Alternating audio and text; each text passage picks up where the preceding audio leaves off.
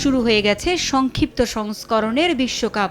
এখন পর্যন্ত কোনো ধরনের অপ্রীতিকর ঘটনা ছাড়াই যুক্তরাষ্ট্র ও ওয়েস্ট ইন্ডিজে অনুষ্ঠিত হচ্ছে বিশ্বকাপের ম্যাচগুলো। তবে যে কোনো মুহূর্তেই আসতে পারে ভয়াবহ বিপর্যয়, তার হুমকিও দিয়ে রেখেছে জঙ্গি গোষ্ঠী আইএস।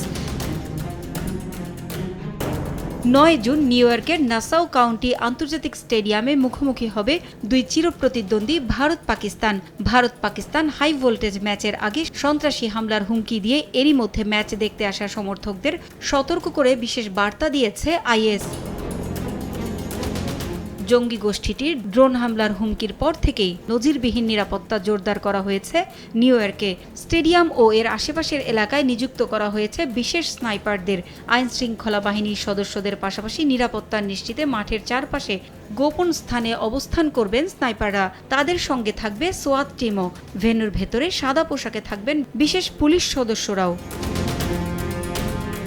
নিরাপত্তা নিশ্চিতে নিউ ইয়র্ক পুলিশের সঙ্গে একযোগে কাজ করছে federal bureau of investigation, US department of homeland security ও আরও কয়েকটি নিরাপত্তা সংস্থা। ড্রোন হামলা এড়াতে স্টেডিয়ামের আশেপাশে যত পার্ক এবং খালি জায়গা আছে সেগুলোতে ম্যাচের দিন জনসাধারণের প্রবেশ বন্ধ রাখা হয়েছে। ম্যাচ দেখতে দর্শকদের বিশেষ স্ক্যানারের মাধ্যমে পরীক্ষা করে তারপর ভেতরে প্রবেশ করতে দেয়া হবে।